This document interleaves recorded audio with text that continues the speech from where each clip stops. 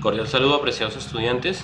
El siguiente es un video como apoyo para algunas de las dificultades que se les pueden presentar en el desarrollo de la unidad 2, el curso de pensamiento lógico y matemático, que se refiere al uso de las tablas de verdad. Este va a ser un repaso, digamos, rápido de todas las temáticas que se presentan dentro del curso, pero pues no reemplazan de ninguna forma la lectura de los documentos y digamos, el desarrollo de los materiales. Para comenzar entonces vamos a iniciar hablando de proposiciones. Una proposición siempre es un enunciado o es una declaración de la cual puedo decir si esta es falsa o es verdadera. Algunos ejemplos de proposiciones: amaneció lloviendo, la cual puedo asignar un valor de verdadero o falso. Las naranjas de ese árbol están verdes, puedo decir si esa proposición es verdadera o es falsa. El caballo es un mamífero y come pasto, una proposición que puedo decir si es verdadera o es falsa. Sin embargo, digamos, aunque encuentro toda esta cantidad y existen muchas más, y podríamos crear muchas más proposiciones, existen algunas declaraciones o algunos enunciados que no pueden ser proposiciones porque simplemente no nos dan para llegar a decir si son verdaderos o son falsos. ¿Cuáles no son proposiciones? ¿Cuáles enunciados? Uno, las órdenes, las preguntas o las exclamaciones. Por ejemplo, cierre la puerta. Eso es algo sobre lo que no puedo decir verdadero o falso, simplemente está dándose una, digamos, es una acción imperativa que da una orden. Ay, la ropa, lave los platos. Estos son ejemplos de no proposiciones y, como decíamos, las proposiciones se diferencian porque les puedo asignar un valor de verdad que sea verdadero o falso. Ahora, pasando al siguiente punto, existen dos tipos de proposiciones. Existen las proposiciones simples y existen las proposiciones compuestas. Las proposiciones simples son aquellas que se componen por una sola proposición. Amaneció lloviendo, por ejemplo, las naranjas de ese árbol están verdes, es decir, es un solo enunciado y no tiene sino, digamos, un sentido completo. Por otro lado, las proposiciones compuestas son aquellas que, como su nombre lo indica, son la composición de dos o más proposiciones simples. ¿Listo? Las cuales generalmente se encuentran unidas por conectivos lógicos que ya un poco más adelante vamos a ver. Un ejemplo de proposición simple es, por ejemplo, salgo de viaje y voy a Cartagena. En este momento el conectivo lógico que se está usando, por eso está en otro color, es y, lo cual me indica que se están separando dos proposiciones. La primera que es salgo de viaje y la segunda que es voy a Cartagena. Una segunda proposición, un ejemplo de proposición compuesta es me matriculo en la universidad o mejor busco empleo.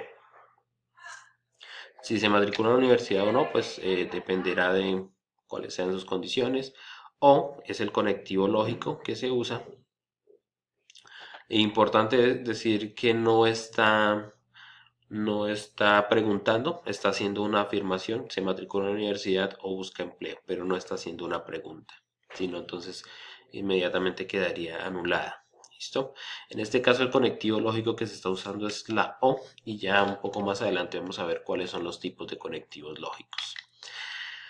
Ahora, respecto a la simbología o cómo se representan tanto las proposiciones como sus conectivos, generalmente se simbolizan a través de letras del alfabeto, comenzando especialmente desde la letra P. Eso no incluye que yo una proposición no la pueda llamar la proposición A o la proposición B, etcétera, sino que digamos por convención generalmente se inicia desde la letra P. Tenemos un ejemplo. La proposición P dice hay neblina en la montaña. La proposición Q está haciendo mucho frío. La proposición R, el domingo es un día para descansar. Y la proposición T, voy para la piscina a descansar.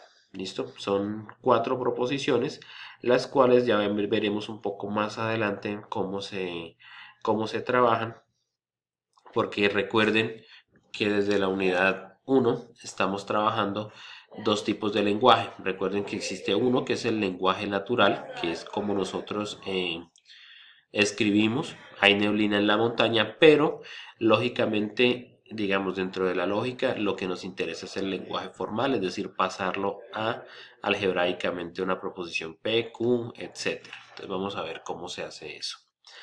Respecto a los conectivos lógicos son expresiones que en nuestro lenguaje natural sirven para unir una o más proposiciones. Habíamos visto dos en los ejemplos anteriores, habíamos visto y habíamos visto o.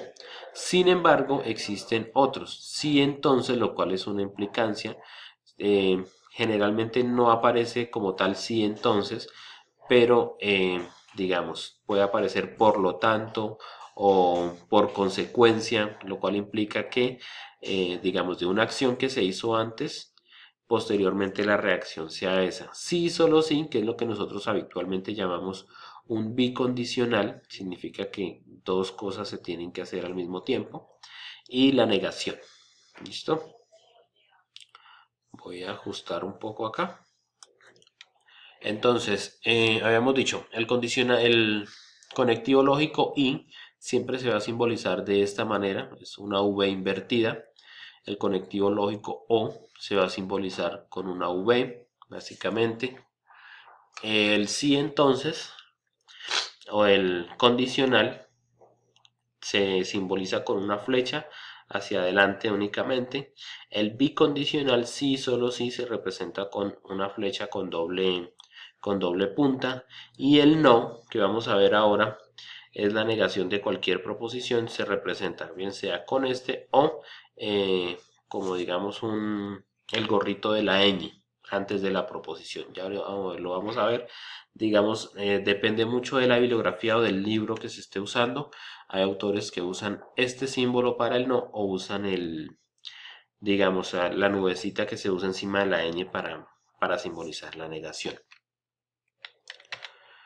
Bueno, vamos a entrar un poco más en las proposiciones compuestas, que son las que más nos interesan, porque son las que más vamos a trabajar o son las que más se presentan. Las proposiciones compuestas del estilo, si hay neblina en la montaña, entonces está haciendo frío. Aquí ya estamos haciendo, digamos, la primera parte y es pasar una proposición compuesta del lenguaje natural al lenguaje formal. ¿Listo? Entonces yo lo que inicio haciendo es, digo, si hay neblina en la montaña, entonces está haciendo frío. Si ustedes se dan cuenta, lo que estoy es poniendo una condición sí. Hay neblina en la montaña, entonces, y si ustedes se dan cuenta, es la forma de este conectivo lógico. Entonces ya sé que estoy refiriéndome a una condición. Entonces digo, si hay neblina en la montaña, entonces lo primero que debo hacer es separar eso teniendo en cuenta las proposiciones. ¿Listo? Entonces inicio con una proposición P y a esa le voy a decir o la voy a llamar como hay neblina en la montaña. Y una proposición Q que sería está haciendo mucho frío. ¿Listo? Posteriormente entonces lo llevo a una notación formal que sería P, entonces, que sería el signo de la flecha hacia adelante, entonces Q. Entonces si hay neblina en la montaña, entonces está haciendo frío. Esa sería, digamos, una forma muy básica y muy simple de poder pasar una proposición compuesta a un lenguaje formal. Un segundo ejemplo sería, tú irás a la fiesta si solo si tienes buenas notas. Vamos a empezar entonces, tú irás a la fiesta, sería la primera declaración o sería el primer enunciado, sería una proposición simple. Acuérdense que las proposiciones compuestas se llaman compuestas porque unen más de una proposición simple, entonces inicio X, tú irás a la fiesta. El condicional, sí, solo sí, si nos devolvemos atrás, está acá y su simbología es esta. Y, tienes buenas notas. Entonces, digamos, pasando esta proposición a un lenguaje formal sería X, que sería tú irás a la fiesta, sí, solo sí, Y. ¿Listo? Ahora, un tercer ejemplo sería, está tronando y va a llover. Está tronando es una proposición, la vamos a nombrar como R, sería la primera proposición simple. Y sería el conectivo lógico, va a llover, lo voy a denotar como una segunda proposición. que sería la proposición S. Por eso entonces al pasarlo al lenguaje formal me queda está tronando R y la segunda proposición que es S va a llover. Entonces aquí tenemos tres ejemplos muy cortos de cómo pasar proposiciones compuestas de lenguaje natural a lenguaje formal. Ahora, vamos a ver lo que corresponde a las tablas de verdad. Las tablas de verdad son criterios que se le asignan a las diferentes proposiciones. ¿Listo? Cada conectivo lógico, si ustedes se dan cuenta, aquí está la tabla de verdad del I, la tabla de verdad de la O, del sí, solo sí, entonces y de la negación. ¿Listo? Estas tablitas son de vital importancia que se las aprendan y que las tengan a mano, si no se las pueden aprender, porque aquí está absolutamente todo el trabajo de las tablas de verdad. ¿Sí? Básicamente lo que vamos es a trabajar con todo eso. Entonces me dice que para la negación, miren, esta es la negación.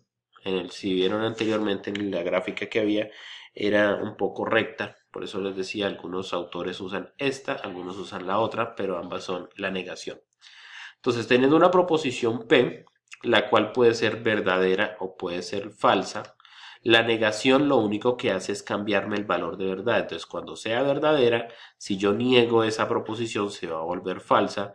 Y cuando sea falsa, si yo niego esa proposición, se va a volver verdadera. Eso es lo más sencillo que hay. Ahora, teniendo en cuenta lo siguiente, voy a tomar como referencia para el desarrollo de estos conectivos, voy a tomar como referencia dos proposiciones, la proposición P y la proposición Q. ¿Listo? ¿Cómo se simbolizan? Pues las tablas de verdad se llevan de esta forma. P, Q, que serían las dos proposiciones simples, y luego la conjunción entre ellas dos, es decir, cuando están unidas por la I. Entonces, el valor de verdad siempre se lleva de la siguiente manera. Se toma siempre la segunda proposición y se inicia colocando verdadero, falso, verdadero, falso. ¿Listo? Ya más adelante les enseño cómo se aprende a sacar la cantidad de combinaciones y posteriormente entonces dos verdaderos, dos falsos. Recuerden, se inicia desde la derecha, y se va hacia la izquierda. Si hay 10 proposiciones simples, pues iniciaríamos desde aquí y las otras 9 irían hacia la izquierda, iniciando siempre de esta forma. Si hubiera una tercera proposición acá, entonces iría el doble, serían primero 4 verdaderos, 4 falsos y así sucesivamente. Esto es de vital importancia que se lo sepan. ¿Por qué? Vamos a ver más adelante. La I es verdadera únicamente cuando ambas son verdaderas. Verdadero con verdadero me da verdadero.